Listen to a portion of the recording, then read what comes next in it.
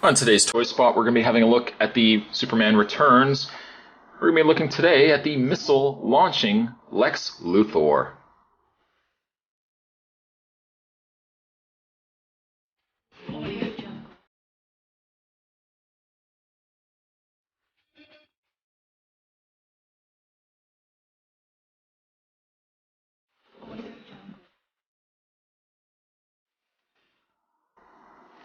A toy from the mediocre Superman Returns.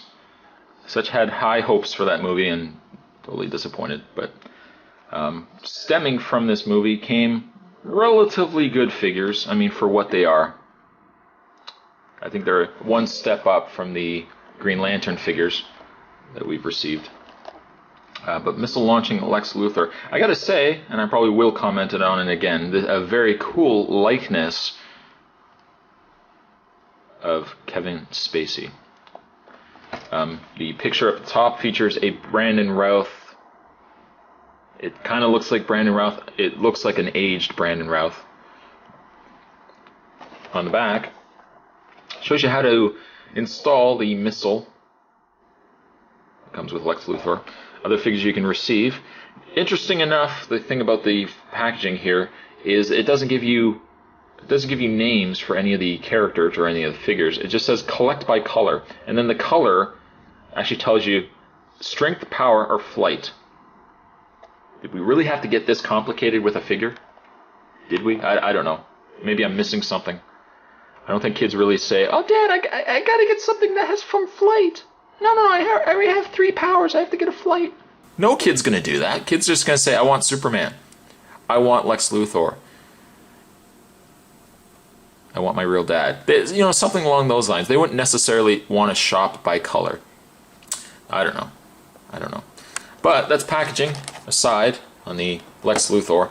What we're going to do is we're going to get this opened up, and we will have ourselves a look at Lex Luthor. Stay tuned, guys. There is more on the way. Don't go anywhere. As you see, Lex Luthor comes with a series of accessories. Let's actually go through the accessories one at a time here. Lex Luthor comes with a pair of binoculars. You can almost get this guy all dressed up. Put the binoculars on. There we go. Lex Luthor also comes with a pair of goggles. Why not? Let's put him on there as well. Like so. He can also wear them, I guess, if he likes. We'll put him on top of his head. Like so. He also comes with a rocket launcher. And he also does come with a missile. Now the interesting thing about the missile, as interesting as I'm sure it's going to be, if you look, we'll zoom in, right here, the camera can focus here, there we go, right here, you'll actually see where they've got the kryptonite that they've drilled through, and then inside that is the Kryptonian crystal. It's actually already in there. It's already molded in the. I had a tough time saying it's already molded into the actual missile. It's not going anywhere. It's there. If I bring in the package right here, like so, you'll actually see right here. They show you how to install the Kryptonian crystal into the kryptonite and then install it into the missile. The missile then goes into the rocket launcher, and bada bing, bada boom, you've got yourself a missile. It's actually, you don't actually have to do this step. This step right here, you don't actually have to do that because the crystal is already is already molded into the missile. Which then brings us to this piece right here. Because what you also get with Lex Luthor is you get a piece of kryptonite drilled through, and you also get yourself a Kryptonian crystal. You can take the Kryptonian crystal and wedge it inside. It's a rubber, as you can see. You can wedge it inside the kryptonite, and you've got yourself a kryptonite capsule, I guess. But the thing is, you can't install it because the missile already has it. So what you're left with is you've got just this piece. I suppose you could have Maybe you could have Lex Luthor hold it, I don't know. But you've already got that piece in here, so it's not really needed. At any rate, you can take the missile. It's like an instructional video here. You can take the missile and put it into the rocket launcher. If I can line it up here. There we go. Put it into the missile launcher. There is a little button on the top there. Let it go and it fires. Do that again. I fired a little too soon. I assure you it's not generally a problem of mine.